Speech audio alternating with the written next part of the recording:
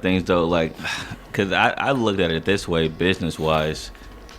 If put yourself in Nico's shoes, right? Like, we all know that. Let's say is another season where let's say Mavericks get bounced in the first round, second round, because we don't know the extent of Lively's injury. We didn't know how Luka's injury was, and if he will get re-aggravated, because he doesn't have his people around him in the Mavericks organization, and so he's thinking, I got 2-3 years. The guy that you brought him with, like you just talked about Cuban's not a part of things anymore. Right. So this ownership group had no ties to Nico. Yeah. And so he's probably feeling like, all right, we got to the finals last year, but it was on the back of Luka. He had to basically put his body on the line for us to even get a shot to win a championship. And to be honest, it wasn't close. Like, the Celtics were going to win that championship. Right. And it was pretty obvious that they were the better team. And so there were still some things to make up between that gap between Dallas and a top-tier team like Boston, or even in the West now this year. You saw there was a gap between them and OKC and the Rockets. And at that point, it's like, this team isn't ready. And so if we don't win this year, what is my job going to do? So he felt like he made the best move to win now. And I think it is the best move to win now to save his job. Well, that's why, as a Mavericks fan, I don't care about him. I don't care about his job. This is my franchise, right? I want the long term. I get it. I think we had a roster that, if healthy, was a contender. It's not healthy. We've had way too many injuries. Yeah. It's going to be had things stayed the same, it was going to be a really uphill climb to try to be the 9, 8, 7 seed, somewhere in there, try to make the play, maybe get bounced in the first round, you're right, and then try to get healthy for next year. So I get all that. But if my GM is making moves just to save his own job, I fire him that day. Because that's not what your job is. It's to save your job. My question is, Joel, I want to go conspiracy theory like I like to do. I like to bring that drama in. Do we really think Nico did this by himself and not at the gist of the new ownership?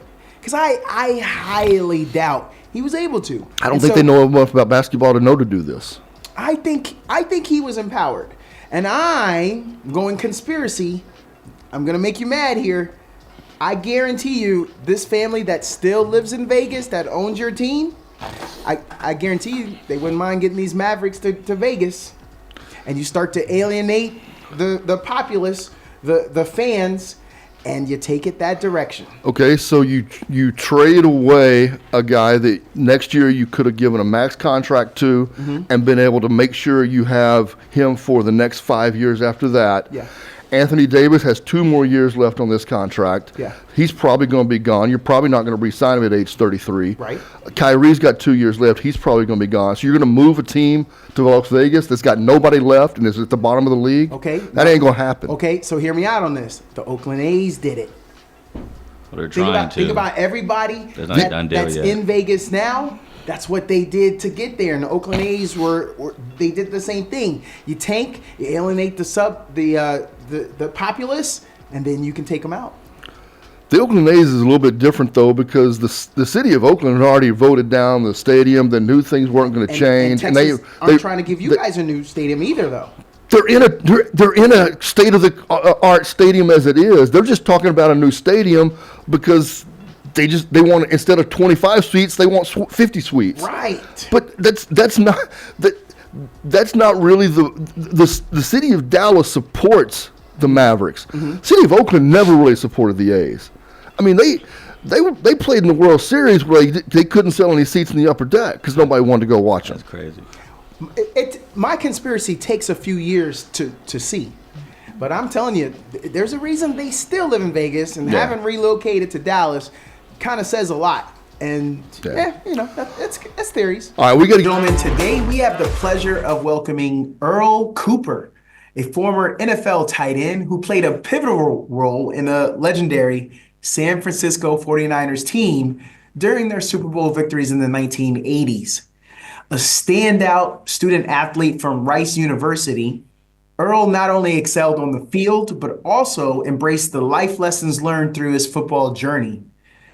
Join us as we dive into his experiences, insights, and the excitement of the upcoming Super Bowl. Mr. Cooper, how are you this morning? I'm doing fine. How you doing today? We thank you for joining our show here on KAZI. Yes, thank you for having me. So, sir, you participated in the NFL, member of a Super Bowl championship team.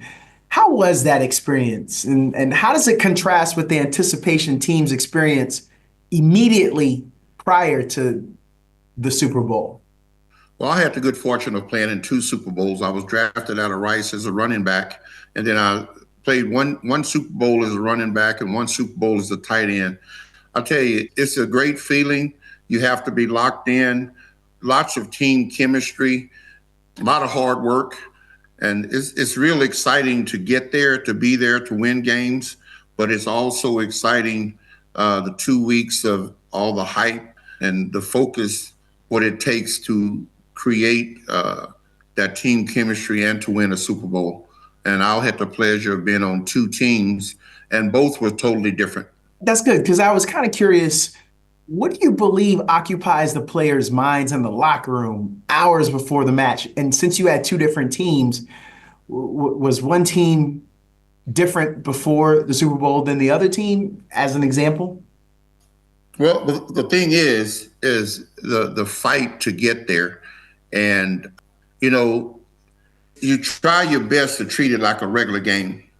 But the 81 team, the Super Bowl 16 teams, we didn't know that we were going to be that good. Oh. And we hit winning streaks and stuff like that, and our confidence grew as we went along. So in 81 for Super Bowl 16, we were building together. In 84, we had created that, and between 82, there was a strike. 83, we lost the championship to the Washington Redskins. And that kind of fuels you and bonds you in that offseason that, hey, we were right there 3 points away from another Super Bowl, but we didn't do it. So that creates focus in the offseason, how hard you work, and going into 84. And you had a different kind of focus than 81, because 81 for Super Bowl 16, you were still learning how to win. Yeah. But in 84, we knew how to win. And we went 15-1 that year in the regular season. And then, of course, I was part of one of the first 15-1 team after we went to a 16-game year. And then, of course, you finish 18-1. Was it? I don't know, 18-1, because you win throughout the playoffs. And so yeah. I guess that's the closest thing you can get to perfection. But we thought we could be good. But even at that, the Miami Dolphins, for some reason, we had a better record, but they still picked us as underdogs in that Super Bowl. Speaking of resiliency and lessons learned, so you guys in week 6 of the 84 team, y'all went into Giants Stadium, beat them 31-10. Now, yes. Your only blemish was the next week. At home, you guys lost to the Pittsburgh Steelers 17-20. And then yes. The week right after that, y'all got right back on your horse at the Astrodome, and y'all went down there and played, and y'all won 34-21. When you look back at that loss, sandwiched in between those 2 teams, because between those 2 wins, y'all put up 30 points on the Giants and then down at the Astrodome. What do you attribute that day with the Steelers? If there's a good loss, that's got to be a good loss, right? Well, it was a good loss, but nobody ever thinks it's a good loss when you're winning like that. And yeah. A loss sometimes kind of wake you up, because you get kind of arrogant, and you start feeling yourself, as they call it. And the tough part about doing coast to coast on Monday Night Football, Tuesdays were our day off. And so what people don't realize, when you play in the East, you don't get on the field until 9:00, and you get off the field about 12 Eastern time. And then we just got right back on the plane, and we flew all the way back to San Fran with the time change. I think we landed like 7:30 in the morning. And you got guys 20, 23 to 32, or whatever the ages might be. Who's going to really go home and go to sleep on your day off? So I attribute that to that with jet lag, the coast to coast trip from New York. And we had the legs and we had a chance to win because, we missed the field goal right there at the end to send it into overtime. We had a drive, but we had opportunities to win that game too. But like you say, it was a wake-up call. Then we go to Houston and we play, and then we have an injury. I think the tight end, I was at tight end at that time, and Russ Francis got hurt, unfortunately, in Houston, and rest his soul. We lost him in a plane crash last summer, I think, because he was an avid flyer. Okay. And then I had the good fortune to start the last 8 games and at tight end, and I just love being a tight end over being a running back. But both of them served their purpose for me. Running back got me drafted, and tight end got me extended. Well, for our listeners, I just want them to know, you seem like a consummate professional and teammate, but they want to know. For those who don't know, he had 6 catches for 50 yards in that game against the Steelers, tied for second place because in that game also Russ Francis had 50 yards in that game too. The lead was Dwight Clark. He caught one more pass. He got 17 more yards. Sorry about that. The only other person that got more passes than you was Roger Craig. He got 7 coming out that backfield. Yes. You had a good game, but I know so people want to know those stats. What happened with that is we didn't have timeouts, and we had a formation where I would just run a drag route to the sideline, and I think I caught like 4 of those, maybe 5 of those passes on the final drive. Wow. And sometimes, I would catch it, go up the field a few yards what I can get, and run out of bounds. A couple times I look back on it, I'm like, man, I should have pressed the issue. I was on the sideline anyway, and I'm left-handed. If they would have tackled me, my left hand was to the ball, and I'd have fell out of bounds. But with Bill Walsh and his perfection and things like that, and the way we were coached, you didn't take that chance. You get what you could, and you got out of bounds, and you didn't push the envelope that hard, because if you made that mistake, you have to play mistake-free ball if you're going to win. I was going to ask you about that, sir. I actually thought that was one of the items, the Mark Andrews, the tight end for Baltimore. He's a bigger, blockier guy. No offense to that and him.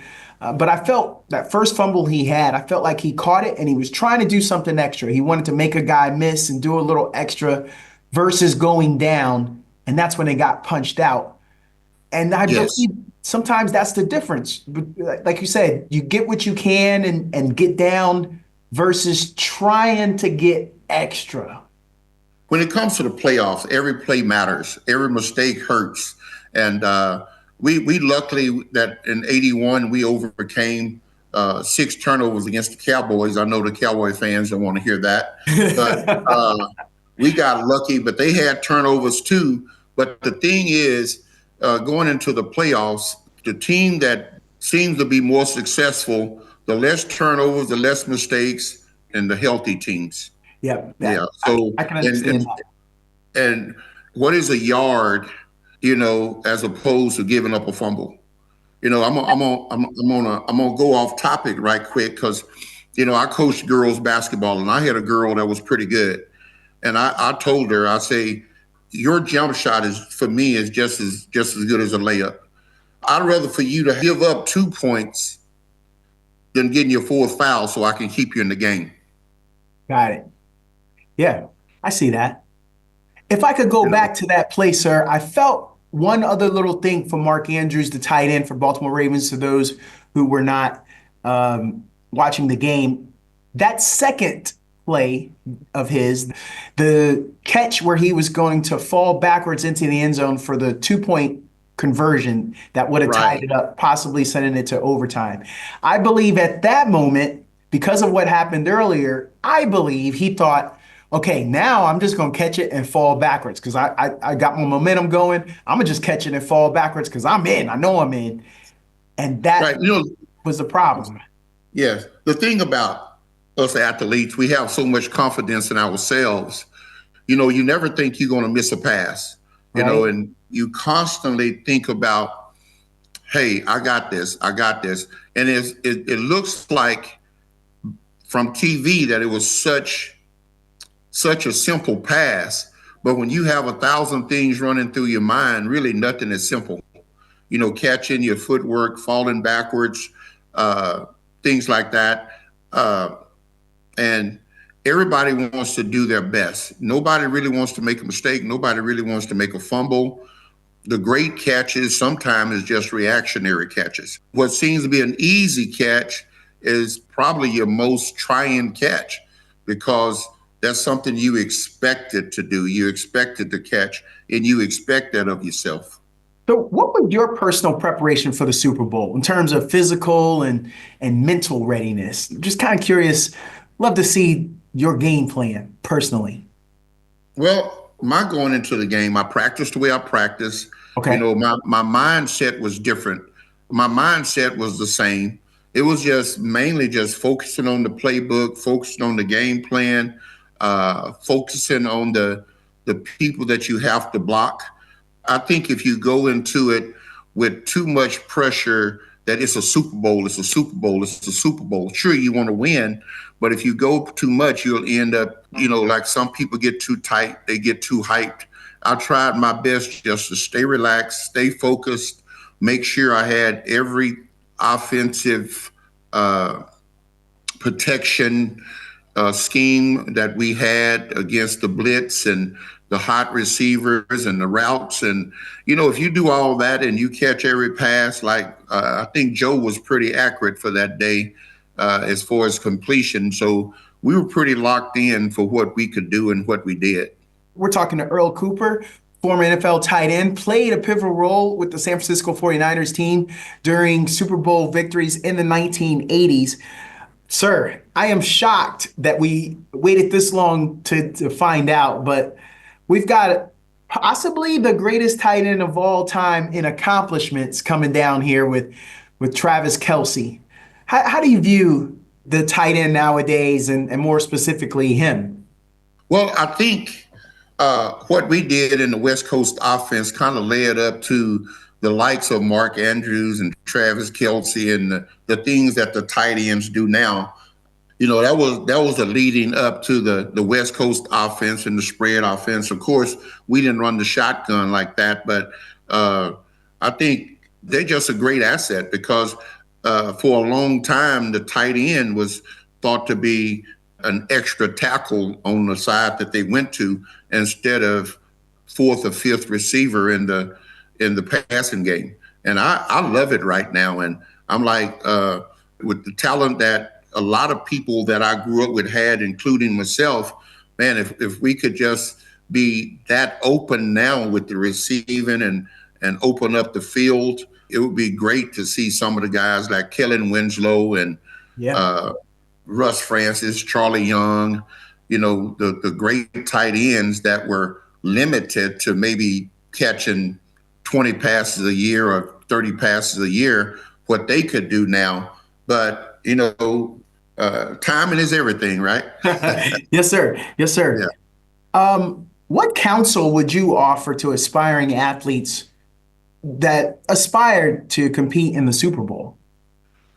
Well, the thing is, my dad always told me, never get tired, never let your opponent think that they're better than you or they're out hitting you or out working you, and I was once, told that if you're on the field, don't get outworked, don't get out thought, don't get out prepared.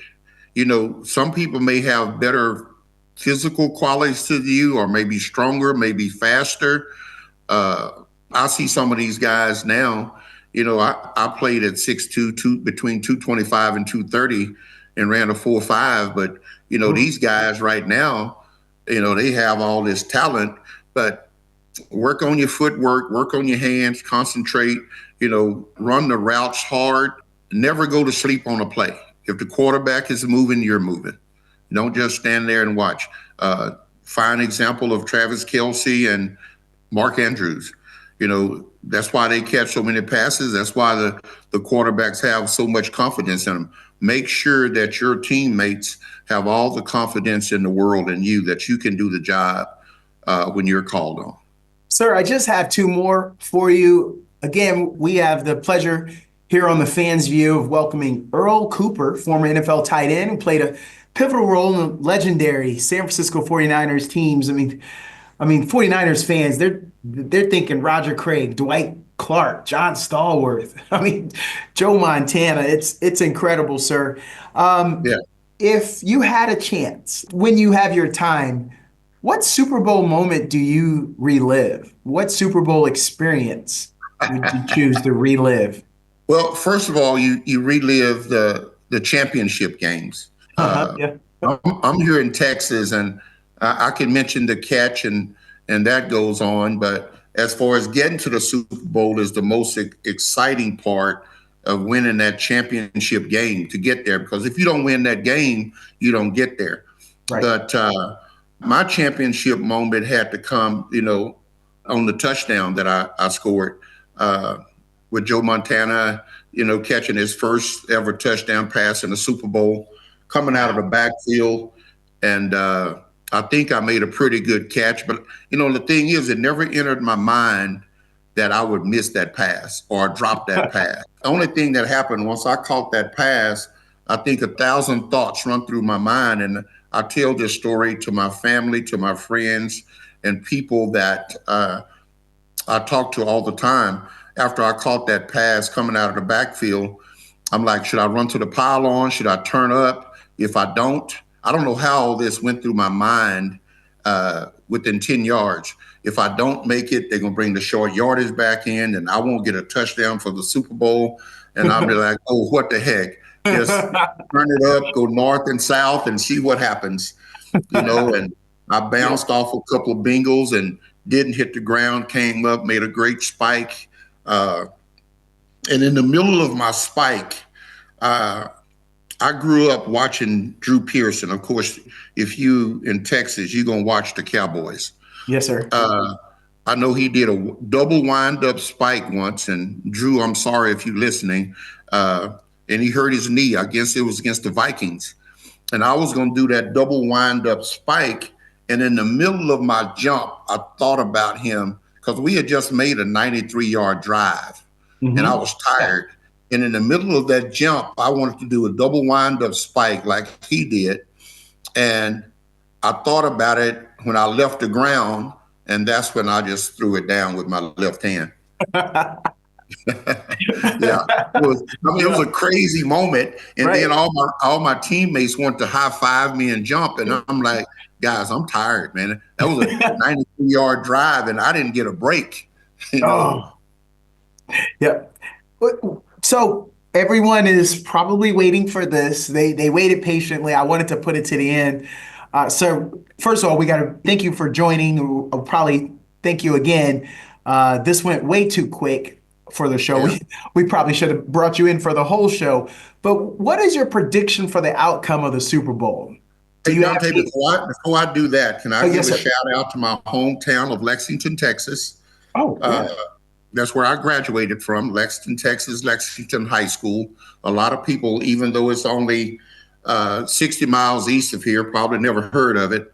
To my coaches, my friends, my teammates, without them, I couldn't be here.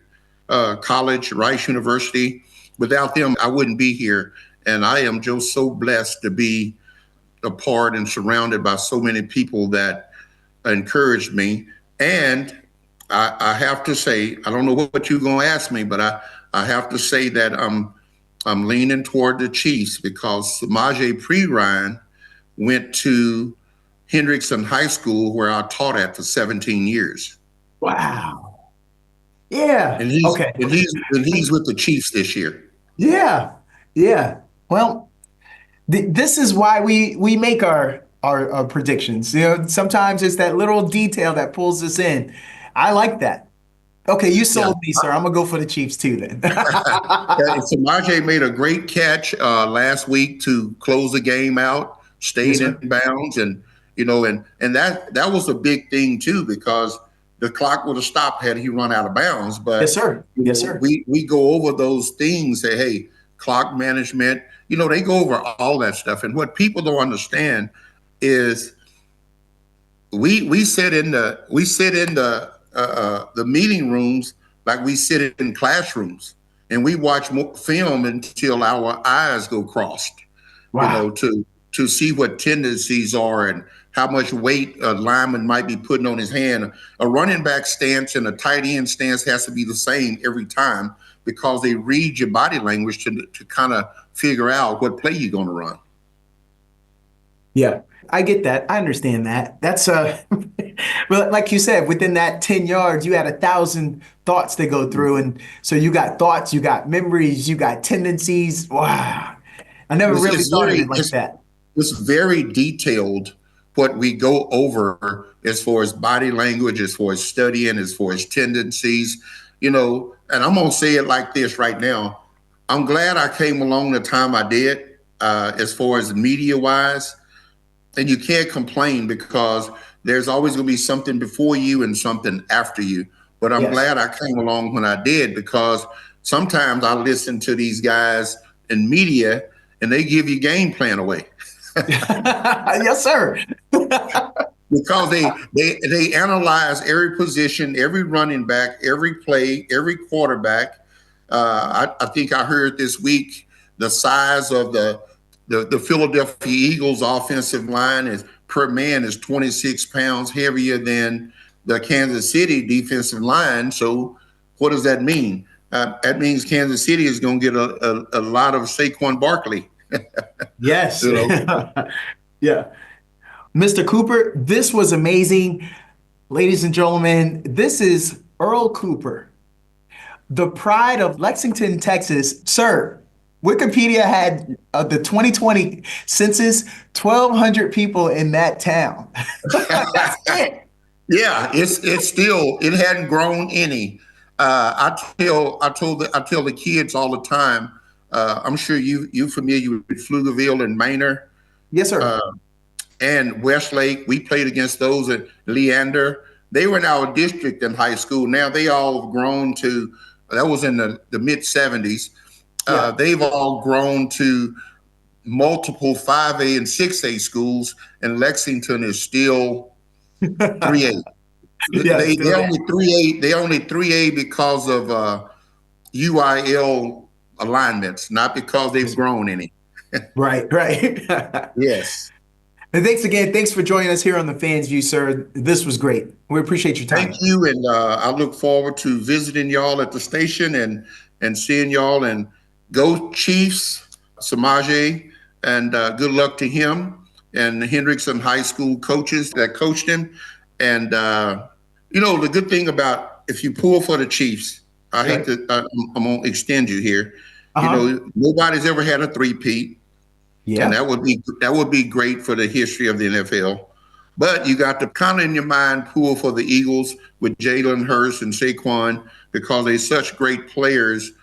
And you don't know when you're going to get that opportunity to play in another Super Bowl. Right. When I played in Super Bowl 16, I didn't think that we'd ever get, you never know if you're going to ever get back. So you would like to win it while you're there. Buffalo Bills. Yeah. 4 straight back then. you would like to win it. You would like to win it while you're in it because you never know if you're going to get back. And since Mahomes has had 2 or 3, but Samaje going to get his first win, if the Chiefs are okay. But, you got to look at Hurts and these Texas guys that's playing on those teams that you wish them well also. Yeah, and we do. Jamal January, KVU 24's Corey Mose. Hey, we appreciate Douglas doing that Earl Cooper interview. We'll talk a little bit more about that former first round pick of the San Francisco 49ers. Cool guy. Yeah, so and then I'd love to catch up with him in studio sometime and, Sure. and pick his brain a little bit more about his days at Rice and get a little bit more in depth.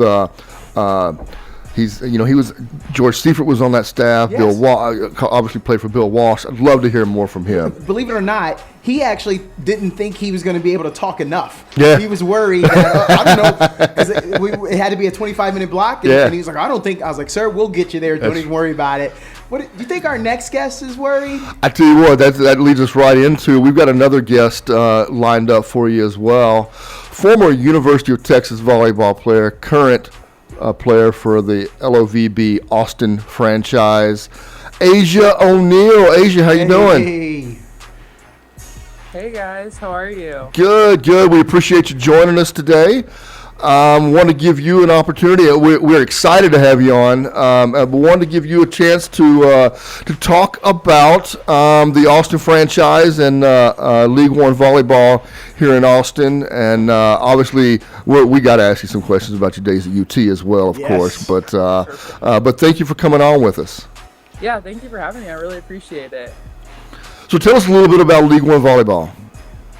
Yeah, so this is our first year. It's been in the works for about 5 years now. So like my junior year at Texas was when I first heard about League One. We have teams across the country. We have Austin, Houston, Atlanta, Salt Lake, Madison, and Omaha. But the Austin team, we actually have 9 former Longhorns on it, Oh. 5 girls that I played with and won national championships with. So it's basically like Texas 2.0. That's kind of what everyone calls it. They call it the Love Horns. So it's really just a big reunion with different generations of Texas volleyball. But it's really cool to be back in a city that gave me so much and play in front of fans that I basically grew up playing in front of. So it's been a really fun experience. We're a couple games in. We have a big tournament coming up this weekend in Kansas City. But I'm just really excited to be with this franchise. Well, certainly, professional volleyball in the states has had a up and down history. The beach volleyball leagues, we've seen them come and go some. So hopefully, this is a league that will give the incredible athletes that I tell you what, and I've been doing this the last couple of years, giving a lot of props to ESPN and their efforts over the last couple of years to air more games on the weekends, and you can see more matches. A lot of that has also had to do with the conference networks airing a lot of volleyball. Of course, we were lucky enough here to have Longhorn Network, and so I was able to essentially sit back and watch. If I wasn't able to make it to a game at Greg Gym, was able to sit back and watch games on TV for the home slate anyway. So, but it's been a long time coming in getting a professional league and giving you ladies a chance to play somewhere without having to leave the country to continue playing your professional career. Yeah, it definitely has been, and this was something that I didn't even think would be possible, like for the beginning half of my college career. So being able to play in America in front of the fans that we know so well and continuing to grow our brands that we worked super hard on in college is really special, because a lot of people would have to go overseas. Your family can't see you, your friends can't see you, and you kind of just like disappear in some way. So it's really great what Love is doing and allowing us to continue to play here, but also build our brands and do things outside of volleyball to kind of push for the agenda of women's volleyball here in the States. I'd like to roll back real quick, if you don't mind, about your decision coming out of high school and deciding where you're going to play. And obviously, we don't even need, the great thing, Asia, about having you on is we don't even need to talk about your dad, right? But we can mention the fact that having a dad who was a professional athlete certainly gave you some advantages of how to conceptualize and plan out your future and where you'd like to take your step 1 and step 2. What led you to the University of Texas in the first place? Yeah, honestly, I first saw Texas volleyball play in 2012 when they won their first national championship. And I remember watching people like Kat Bell, Haley Eckerman, and seeing them play. And at that time, volleyball was not very diverse at all. It was mostly a completely white sport. And so being a young black girl, seeing other girls that looked like me playing at the highest of levels and have this fire and aggression and this energy that I didn't see back home playing club volleyball was really special to me. And that was pretty much what put Texas on the map for me. And then throughout all my visits in high school, I just would meet the girls, be around the program, and Jarrett, the head coach there, really is someone who emphasizes having diversity, whether it's on the staff or within the program. And he really encourages everyone to authentically be themselves. And every single time I went there, I just felt super comfortable. And I felt like I was in a space where I could be me and I didn't have to put on any other facade or be any other type of person besides Asia. So immediately I really connected with that program. And obviously they're great at volleyball, so that was a perk too. But yeah, I just kind of felt right. And I committed pretty early, like my sophomore year. And then I was just ready to get on campus after that. Hey, Asia. Corey Mose here. Just wanted to ask you a couple questions. You just brought up Kat. What's it like being able to play with her now? And that must be super dope. Yeah, it's really cool. It's very full circle for me. And now that we're friends, it's really weird because I grew up so much just watching her be like, I want to be like Kat, I want to be like her, I want to play like her, all those things. And now we're friends and teammates. So it's a really cool dynamic that I've experienced, but it's also really special just to learn from her, to pick her brain, just hear about her experience, and just have veterans like her on the team. And then a former teammate, Madison Skinner, is now on the squad. How much recruiting did y'all have to do? Any at all, or what? So I kept like putting it in her ear, like, you should stay in America, you should stay here. And I didn't know where she was gonna go. Love kind of put all the girls somewhere, and I didn't know if she did stay here, if she was gonna be Austin or Houston. So we were hopeful, but we found out basically like 2 days before the rest of the world found out. So I had no idea. I was shocked, but we were really excited for her to come back. That's awesome. Yeah. Hey, Asia, this is Douglas Washington. What's up, short stuff? I'm 5'6". Oh, Asia. perfect. Yeah. How tall are you, Asia? I'm 6'3". Barely got me. taller than you, bro. Barely. You just barely got me. Okay, fine, Asia. I'll give you that one. You win that one. I'm very curious here. You had to have known a question about your dad was going to come up. Have you ever blocked your dad? Maybe he wanted to come out and play a little volleyball with you. Maybe it was some basketball. Did you ever get the big man? So, funny enough, I've never played my dad in basketball. So I haven't blocked him there. And then when we would play volleyball, I think like around the beginning of my career, I got him to get on the court with me, and I might have blocked him then, but he wasn't great. And I was like, you're playing on a women's net. That's not comparable. Like, I'm on a men's net, but I don't want to be on a men's net. So no, but maybe I need to make that happen. Yes, you do. It's primetime footage. One other quick question then. What are your goals for the upcoming season with the team as an individual player and as a team? Yeah, I think individually, just wanting to continue to get better. It's my second year pro. My first year I was hurt a lot, so it's nice to be fully ready to go. And just getting better every day. Every single night we have really high competition, so it's never going to be an easy night. As a team-wise, we have this big tournament coming up. We want to do well, win there, and then just continue to go up in the rankings. For the first year, everyone makes postseason, but you obviously want to be ranked higher so you can get a bye. But I think we have all the talent on our team, and it's slowly starting to come together. We've had a lot of different lineup changes, but I think we're starting to find our flow, and I'm hoping that we can win this championship and bring it back to the city and have a little parade.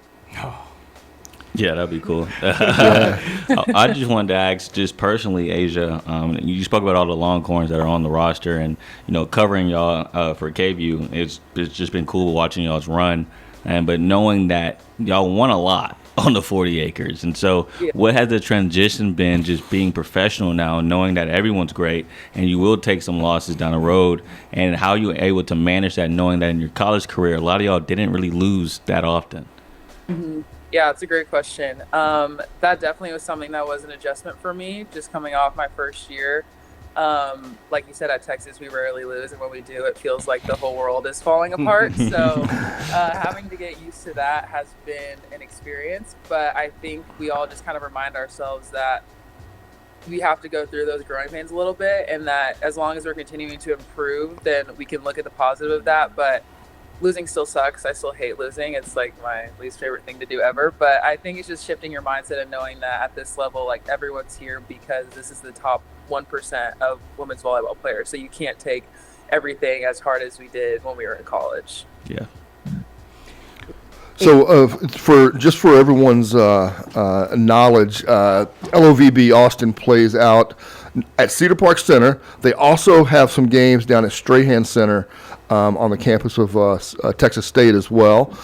So, if you're north side, there's a place for you to go watch them. If you're south side, you can go down to San Marcos and watch them play as well. And then you've got obviously you mentioned the tournament coming up in Kansas City at Municipal Arena, and most of these games, if not all, and maybe you correct me, maybe all the games are being televised on ESPN Plus through the ESPN Plus platform as well.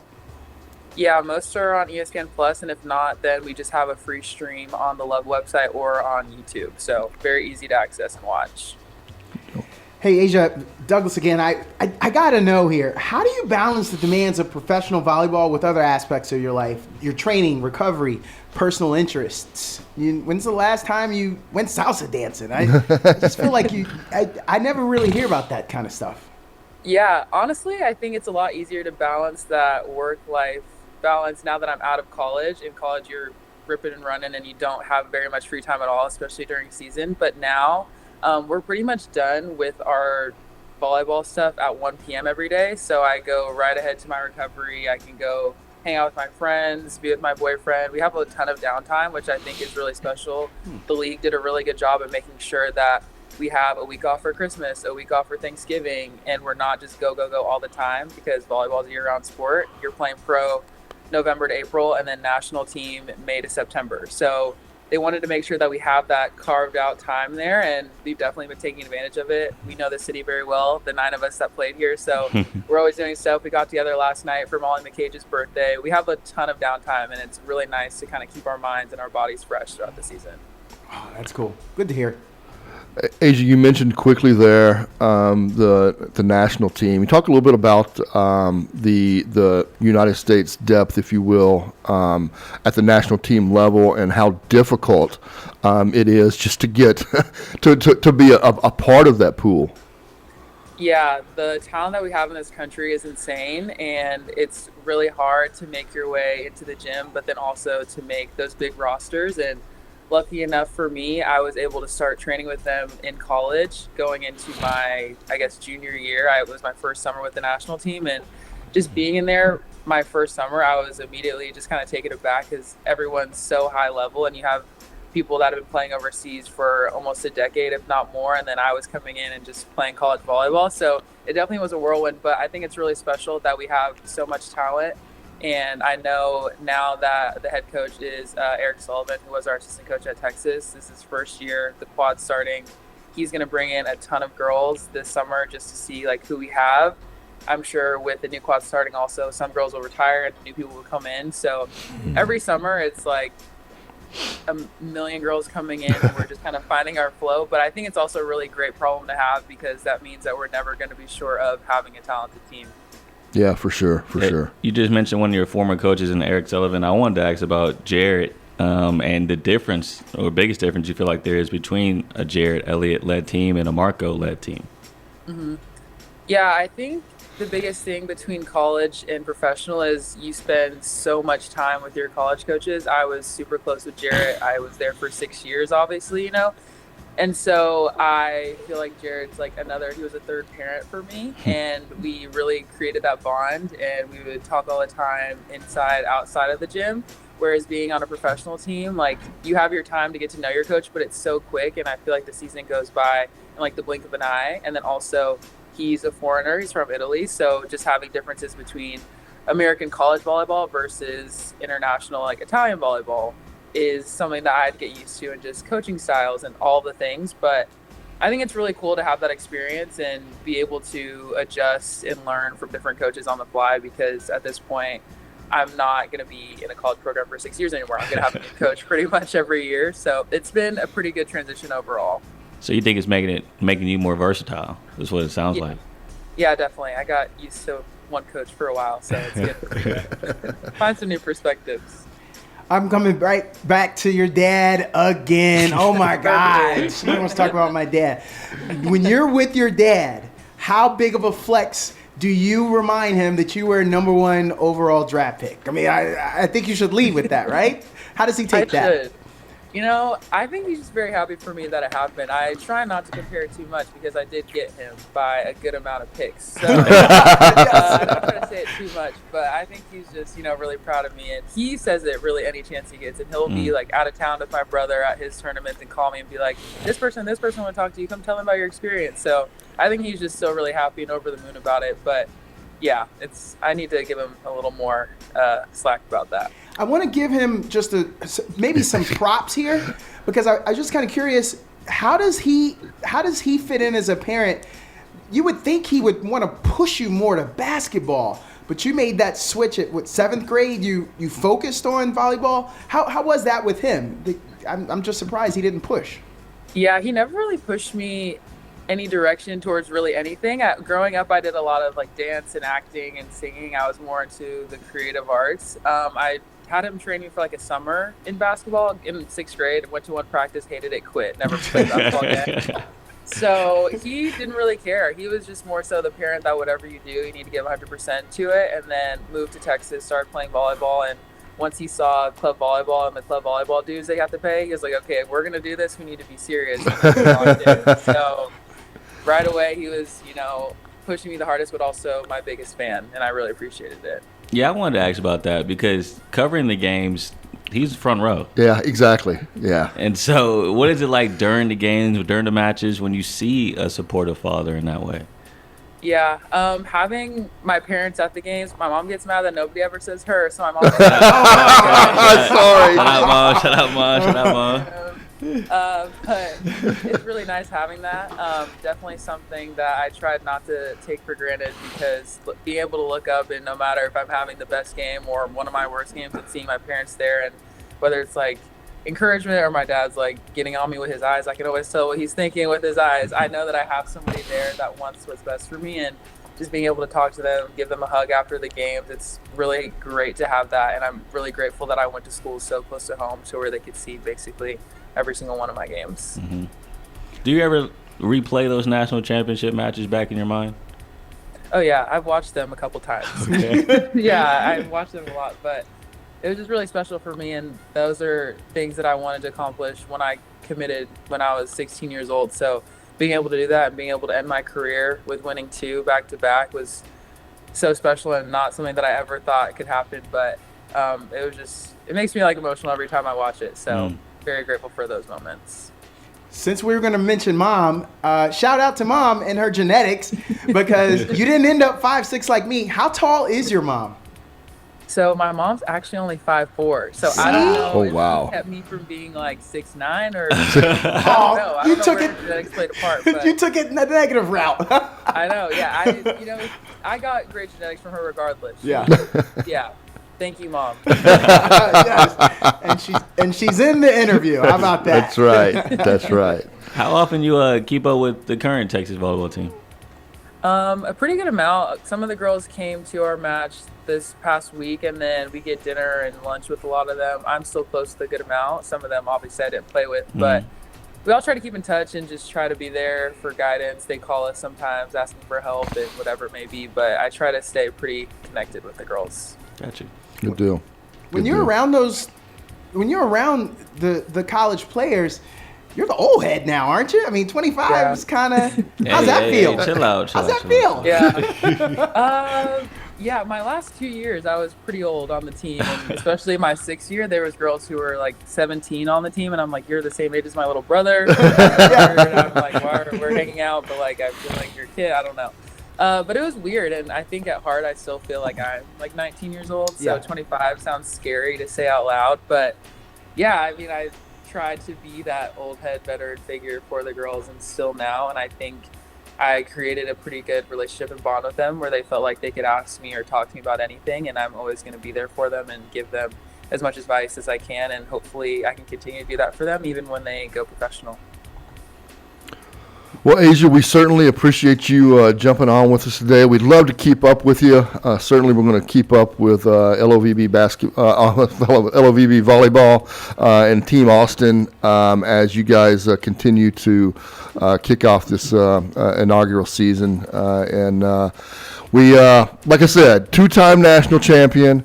Now as an overall number 1 pick in the Professional Volleyball League. It's great to see you here, and glad you're still around us. Yeah. So that we can, you and Logan Eggleston and Maddie. We've got so many great memories of watching you ladies play and bring those national championships to UT. It's going to be great to be able to go out to the Cedar Park Center or Strahan Arena and also be able to watch you play here as well.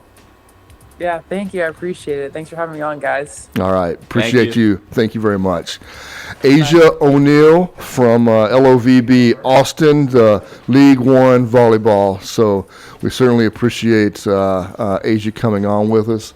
Like I said, we talked a little bit about women's professional volleyball. There's they've added beach volleyball into collegiate ranks. We've had in the past. I remember when I was at the University of Texas and just fresh out of UT, there was a professional women's beach volleyball league. They've had different iterations of that on and off, but. And the beach volleyball is certainly very popular, and from an Olympic standpoint, it gets a lot of notoriety. But the indoor game.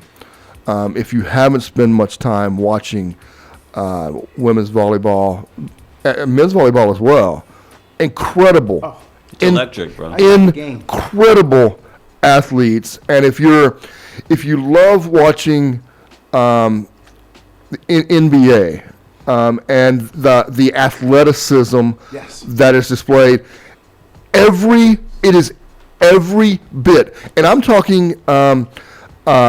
The elite high school level, the college level, this LOVB league, international level, every bit of athleticism that you see in the NBA is housed in these ladies.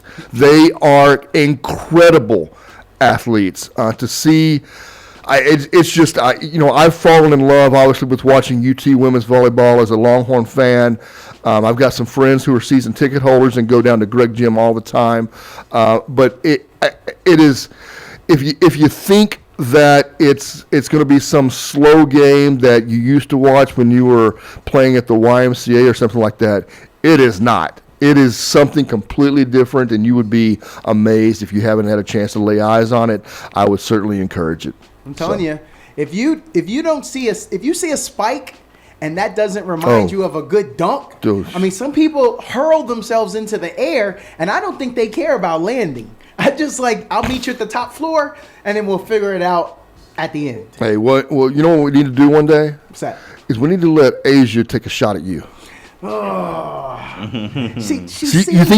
think I mean, she'll tell you where she's going to hit it. Right. You can try to dig it out. Right. You think you could dig it? I think I could put my body in front of it. Does that count? Because I might get lucky and it ricochets back towards where it's supposed to go. Yeah. So if I go diving for it, now it might hit me in the face. It might hit me in the head. I'm digging that mug out, bro. All right. You're getting it? I'm digging that You mug got it. out. Corey You got says it. He's getting it. Yeah. Well, Jamal, you're fast as all hey, get out. those two guys are young. Well, you're younger than me too. There ain't no way I'm getting to it. I'm getting out of the way. Sister. Oh, yeah? Yeah, You, she played volleyball. you got Pretty good cool. instincts and reaction? Yeah, and I played. I used to play sand all the time on Friday nights. Now, volleyball is I am a beach boy. I grew up at a beach and, Of course you went to were. college at the beach. No, I do. So I do love the game. Yeah. I got a jump serve. We talked about this before. That's right. I got a jump serve. I was gonna ask her. I was like, I was gonna ask her. And hopefully she's still listening. All right, so we need to get to a break. We'll come back on the other side. We got Super Bowl talk up to the top of the hour right here on the Fans View.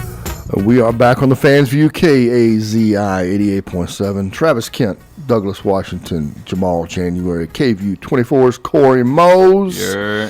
So appreciate, like I said, the Earl Cooper interview.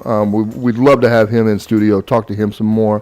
He had one shout out he didn't get. Okay. If I could offer it. Yeah. So Coop, he said I can call him Coop. All right. Coop says his good friends at Snow's Barbecue in Lexington, Texas. A shout out, Hall of Fame pitmaster, Mrs. Tootsie. Tootsie, yeah. And he said she's like 82. Yep. And, Miss Tootsie. and still working. And I'm embarrassed to admit I have not been to Snow's yet. I've talked about it several times, and I'm going to make it happen because God forbid, if something happens to Miss Tootsie before I get out Yes. there, I will never forgive myself. And so we need to make a trek out there. You got to get there pretty early. Yes, you do. Probably leave the house around 4 a.m. or so. I've heard. And get out there and we'll just bring a cooler. It'll be just like a tailgate. Yes. And you wait for the doors to open and but we need to make that happen. Yes. Yep. On for sure. location. For sure. And then, of course, Asia O'Neal. We appreciate Asia jumping on with us, and I'd love to keep up with her. And there's a lot of UT, and with Austin having a team and us having a relationship now with the franchise.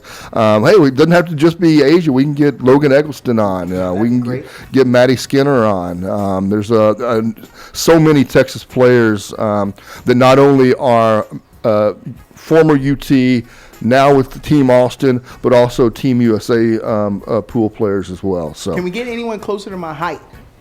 okay, that's going to be difficult. man. Okay, all right. That's going to be difficult. Never mind then. Yeah. All right. So last half hour of the show, let's go Super Bowl heavy. Right.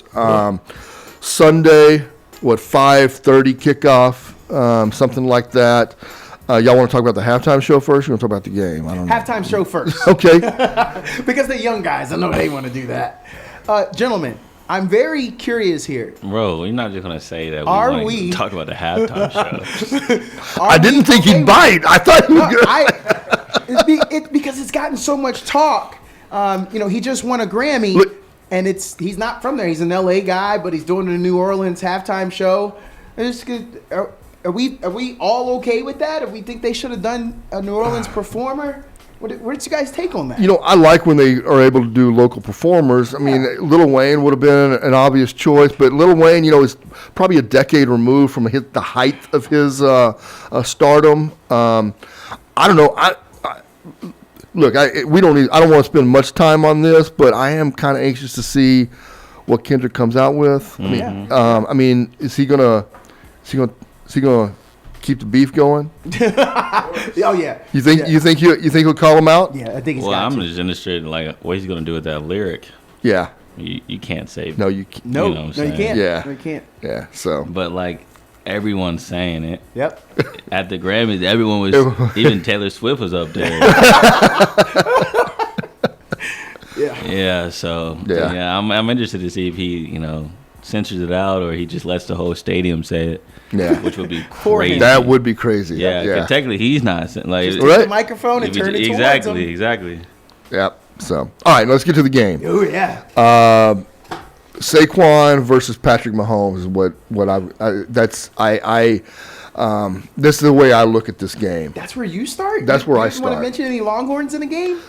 I mean, look, they're with the 3 Longhorns playing in this Yeah. game. Yeah, it'd be great, but let's talk. Let's talk about where we're heading in this game and what people are thinking. I am very anxious to see if because Jamal and I have been making some money off of Saquon, right? A good amount too. Yeah, and 116 and a half.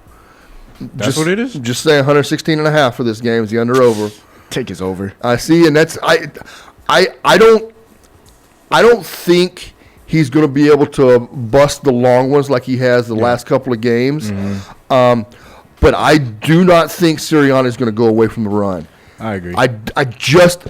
He's going to get Saquon at least 20 carries, and you give Saquon 20 carries, he gains 125 yards every day. Absolutely. And just a little theory I got. Who knows? Saquon might run a little angry from not winning MVP. That could be another thing too. So, Could be. and not from not getting that record. Oh, you don't think so, Corey? Speaking of the record, of the 8 players that have rushed for $2,000 yards in a single season, only one has won the Super Bowl, Terrell Davis.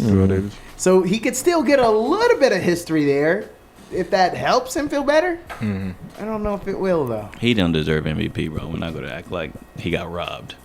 Not winning, not breaking the record means he couldn't win MVP.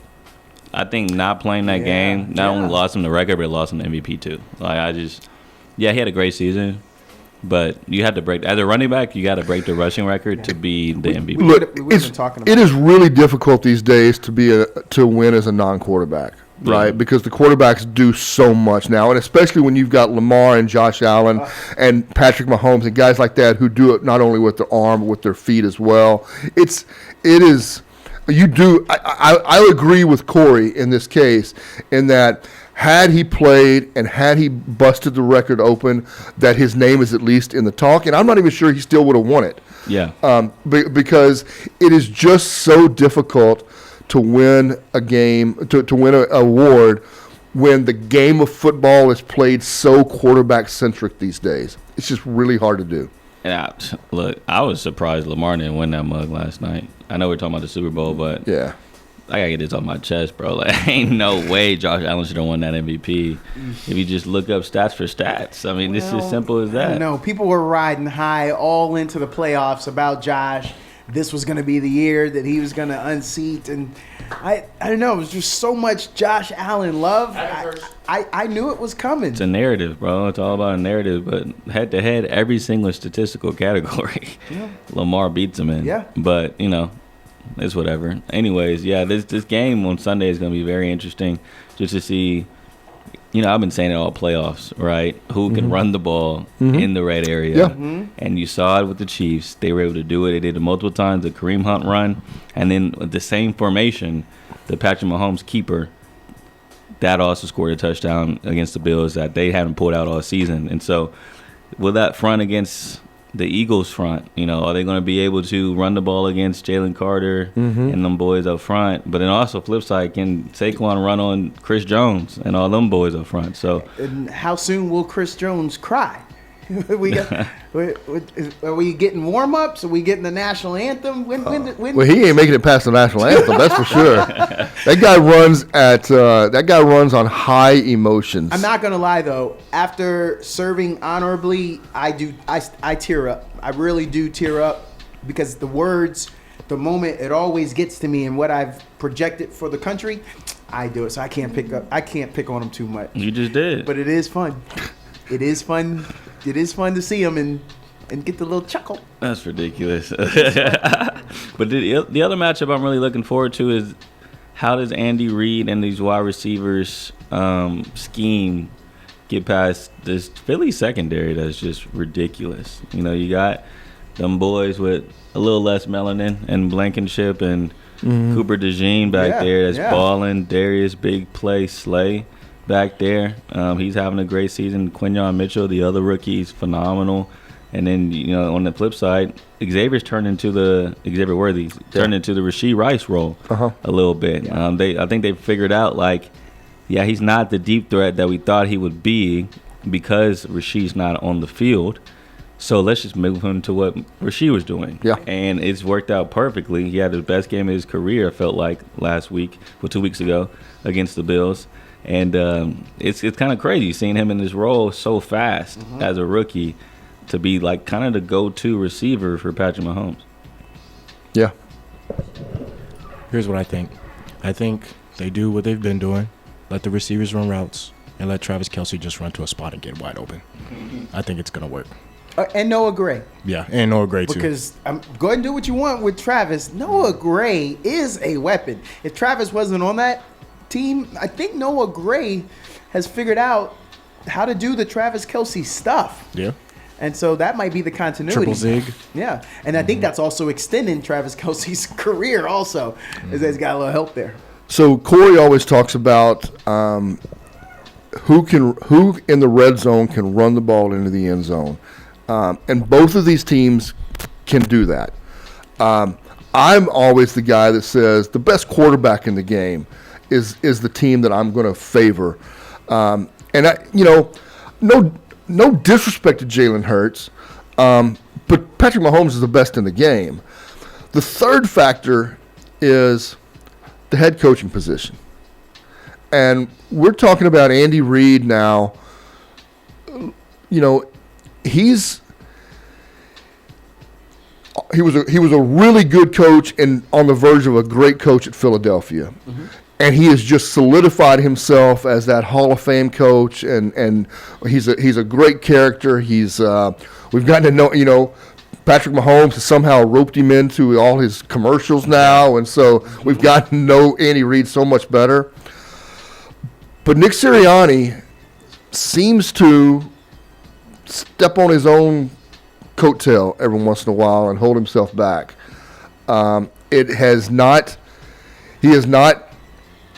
put this team in jeopardy in the playoffs, but there's always that lurking suspicion around the corner of what kind of bad decisions Nick Sirianni going to make. That's the problem. When I look at this and I look at the roster and I think that top to bottom, I think Philadelphia's got a little bit better roster. Oh, I agree. But I think at the quarterback position and the head coach position, they've got the edge. And that for me makes it really difficult for me to think that Saquon can put everything on his shoulders in that Philadelphia defense, which I think is going to have some success. But I don't know if they can turn Kansas City over. And that's the problem is you're going to have to force a turnover or two, I believe, in this game. And you know, can you sustain drives long enough? Can you really run the ball 7 or 8 times in a series and run it all the way down the field on this Kansas City defense? There's just so many factors in this game that I've more than a lot of other games before, I just don't know about. Some Super Bowls, even when they're great matchups, I feel like this team is going to do this and this team is going to do this, and I don't think this team can stop this. And I don't know. I think these two defenses have proven to me that they can make big plays and they can make big stops. Sure. One quarterback has proven to us that he can't be stopped. One running back has proven to us that he can't be stopped. So something's got to give. Yeah, but I feel like we've seen this story before, right? When the Chiefs played the 49ers. Coming into that Super Bowl, McCaffrey was MVP level. Mm-hmm. He was a cover of Madden that next year. Like, he was the guy that everyone was like, how do you stop McCaffrey? Out the backfield, too, you know? And the Chiefs did that. You know, they slowed him down. Yeah. You know, he didn't have a crazy game. And so that's what I go back to Spags and the way he's able to get this defense prepared for every single matchup that they faced. They slowed down Josh Allen when they played the Bills. And so I trust Spags to have a game plan to not let Saquon beat us, let somebody else. Now, the problem is usually when you have that game plan, the somebody else's aren't that great. But the Eagles' somebody else's are A.J. Brown and Devontae Smith. Yes. So it's like, if Saquon doesn't beat us, now we're looking at one-on-one man coverage against those two monsters outside. And you're just taking a bet that hope Jalen Hurts has an off game. So, you know, Jalen's been hobbled a little bit throughout the playoffs. Yeah. We though expect him. He should be as healthy as he's been probably since week 12 or 13 at this point, with a couple weeks off since and he looked like he was getting stronger throughout the playoffs week by week. His legs seemed to be back under him. And so from the standpoint of will he need to or can he use his legs to help him on those key situations? I don't expect you. I think the Patrick Mahomes prop bet is 56 yards rushing, and which seems high to me. Maybe I got that wrong. I'd have to go back and check that. But you know, both of these quarterbacks are the backbreaker type of quarterbacks that they would much rather stay in the pocket. They would much rather find someone to dump it to in a scramble drill. But both of them don't have an issue if they need to tuck it and get a first down. Mm-hmm. And they both get backbreaker first downs. You said Patrick Mahomes' rushing yards? Yeah. Prop? It is currently at 29.5. 29 and a half. Okay. All right. I must have got it mixed up with something else. What about experience? I err on the side of experience when it comes to the Chiefs. They've been here. They've dealt with it. I know every year you bring in new players. And even though it was 2 years ago that the Eagles were here, mm-hmm.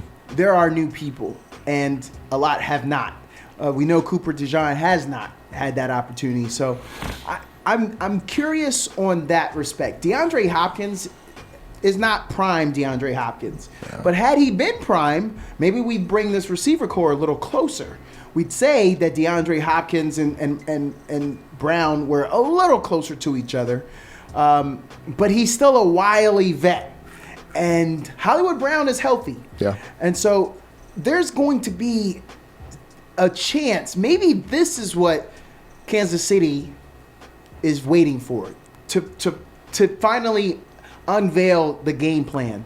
How do we know that they're going to be held to just field goals? We think they're going to move the ball, but do we really think the Eagles defense is just going to hold them to field goal after field goal? I think the opportunities are going to be there. So I really like the experience of that Kansas City team, which is where I'm going to go. Yeah, I mean, the Eagles' offense, they're mostly the same offense from that Super Bowl. So, I mean, experience-wise, I feel like both these teams, enough of them came back. I mean, from the Eagles side of things, you have DeJean, you have Mitchell. But Lost some coaches. Yeah, I mean, some coaches. But so the Chiefs lost their offensive coordinator. So, I mean, he's not there from the last time they played. And so, like, on both sides, I feel like this is one of those things where it's either you get your lick back if you're the Eagles, and that's what you've been the last 2 years trying to get back to this point, and now you have the motivation factor of knocking off the team that ruined your chance of winning a championship. And then for the Chiefs side of things, yeah, you're right. Like back to back possibly is something historic, and having that on the line, it just feels like this type of team has the capability to do that because they can win in so many different ways. It doesn't feel like the Patriots of the past where you have to lean so heavily on Tom Brady. They didn't really have I don't want to say dominant run game, but they didn't really have a consistent run game with Tom during that run. But I feel like with the Chiefs, they do have a really good run game, especially with Kareem Hunt being an RB1. What a pickup that was for them. Incredible. And I think of Samaje Perine. He only felt like one play last game, and it was the most important play to seal the game. And so you throw in a Pacheco, who I think, and I'd love to toss this question out to y'all about like who y'all think will be that unsung hero, the guy that we're not talking about. Like a couple years ago, it was Kadarius Toney. He had one catch in that Super Bowl, and that catch with a touchdown. Then he also had that punt return that kind of he did finish the game off. And so to me, I feel like Pacheco is a guy that no one's really talking about now. No one's really mentioning about him being in the run game or being important in this offense because he's dealt with injuries this year, and now he's RB2. But I don't know, it just feels like a Pacheco game where he gets hot and he's able to either close the game out or have some big-time touchdowns in the red area. So I was just curious, who do y'all think, or who could be a guy that maybe no one's really talking about that may step up in a big-time moment? I like your Pacheco mention there. I guess what I would say is what I feel like for both offenses, an X factor that could produce something we don't expect out of the norm would be the screen game and getting the ball into the hands of the running backs in the passing game. We know Saquon's a great weapon as a receiver, but can Philadelphia find a way to incorporate him into the passing game, get him out in some space? Because I think Kansas City is going to be able to clog up the middle. I think it's going to be tough sledding for him. I still think he's going to get his yards. I still think he's going to be effective. But you've eventually got to get him out into space if you want to try to get him a big pop play, right? And on the flip side, Kansas City, I think Hunt and Pacheco both can be tremendous weapons in the passing game. Pacheco maybe even a little bit more. We saw Perine come out of the backfield on that big play for that first down last week, and so I don't know that I have a particular name in mind, but I do think that the running back passing game is going to play a big factor in this game. I am going Noah Gray. I believe it's Noah Gray. You love Noah. You love Noah Gray. I think that's it. I think that's the key. 50 Shades of Gray. 50 yards too. I'm gonna go D-Hop. Oh. Yeah, I'm gonna go D-Hop. Something tells me he's the wily vet. Throw me the ball. Yeah. Yeah. I think that's what the energy he's First gonna chance to present get with to a Patrick. Super Bowl. Shoot. I like that, Jamal. Guys like D-Hop find a way to make themselves a part of the game plan, whether they're a part of it or not. Like they just, he's been so great over his career, and Patrick has found him at key moments throughout this season, and obviously has no fear of going to him, and I really like that pick as well. Mm-hmm. Yes. Yeah, I like D-Hop too. He's been through so much, bro. Like, in his NFL career is kind of crazy. You remember he used to play on the Titans? Yeah, I know he used to play on the Titans. And I just feel like this is his moment to be able to live up to what all the Houston fans thought he could bring us to, at least in playoff contention. And he always used to show up for us in postseason. And so having a guy like Patrick Mahomes and knowing that there's going to be some type of, I feel like, red zone situation late in the game, maybe even clock management wise, where you can't run the football because you may not have timeouts or you just can't let the clock run. D-Hop is a prime red zone target, and so maybe he gets into the end zone late in the game doing something like that. And so there's so many matchups I'm excited to look out for. Just even the chess match between Vic Fangio and Andy Reid. Like, Vic Fangio it's so crazy how Fangio left Miami, and everyone's like, all the players were just like, we weren't cool with Fangio. He was too hard on us. He wasn't letting us be ourselves. And, to be honest, the Dolphins roster last year, they had dudes. Christian Wilkins, Jalen Ramsey, of course, one of my guys, Jalen Phillips, linebacker on the outside, Bradley Chubb. There's a lot of guys on that Dolphins defense, and they didn't play well. And so the question was it the players or was it the coordinator?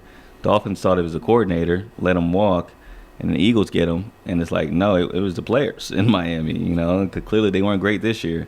And so him being able to land in Philadelphia with this talent is ridiculous. And I'm still mad that the league let Jalen Carter drop to them at 10. Like, it makes no sense. Well, I mean, it does make sense. I don't want to act like I don't know what happened, with Jalen Carter. But at the end of the day, it's like we all knew, everyone said he's a top 3 player in this draft. Yeah. If that incident with the car did not happen, he would have been a top 3 player in that draft.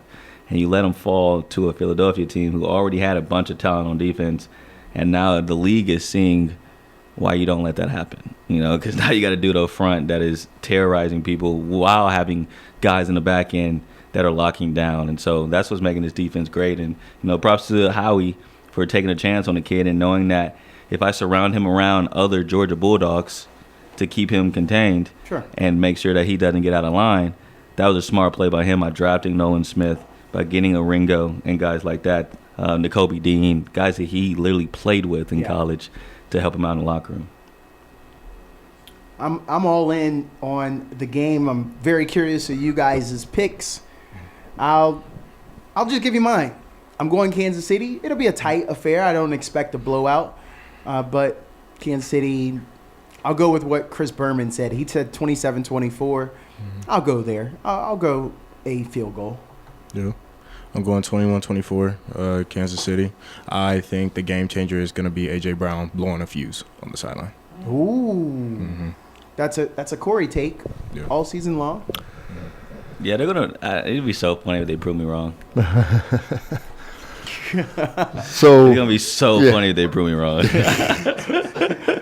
Because, man, I've been preaching that all year. There's no way a team with this much controversy is going to win the Super Bowl. Was that Cam Newton that just flashed in here? What was that? Reno. That was Reno. Okay. Reno. I know. Manager. He does have that Cam Newton vibe look to him, doesn't he? does. Hold on. So- I want to say one more thing. Okay. I want to give a shout out to Corey, Douglas, Travis, and Marion because this moment right now is so special for me because it's officially my 1 year here on the Fans View. Very I don't know if nice. y'all remember I came in around during the Super Bowl time, Yeah. and y'all welcomed me with welcoming arms and everything, and it's really special, man. Thank y'all. Yeah. Hey. Thank you very much. You've added a Double lot to J. the show. We appreciate you. You've stepped in and helped us out on the board. We really do appreciate that. Thank you. So I'm going 35-27 Chiefs. Just until he's 17-3 in the playoffs, folks. 17-3 until someone beats him again. I'm not picking against Patrick Mahomes. It's not happening. So, Yeah, I gotta go Chiefs too. One, because I want them to three-peat. I know a lot of I do people too. don't want to see this. I do too. But sorry about it. I love dynasties. I've had this conversation on the show before. And, they know how to win at the end of the day. And I would be a dummy to bet against Patrick Mahomes. Yeah. Well, good thing I'm not putting no money on this game. But if I were, I wouldn't be mad if I lost my money if I put it on Patrick Mahomes. Yeah. I do think Saquon's going to be a factor in this game. I think it's going to be close for a really long time. I don't think either team lets it get out of hand. But I just think in the fourth quarter, Patrick Mahomes is going to be too much to handle. Hey, we appreciate. I know we didn't get. I know Mr. Oklahoma's probably mad at us, and Pflugerville Man's probably mad at us. They probably want to do their Super Bowl pregame shows. But we had two great interviews lined up. We wanted to get those in. We appreciate you guys listening. And we will come back next week, and we'll deconstruct the Super Bowl. How about that? Right here on the Fans View, KAZI.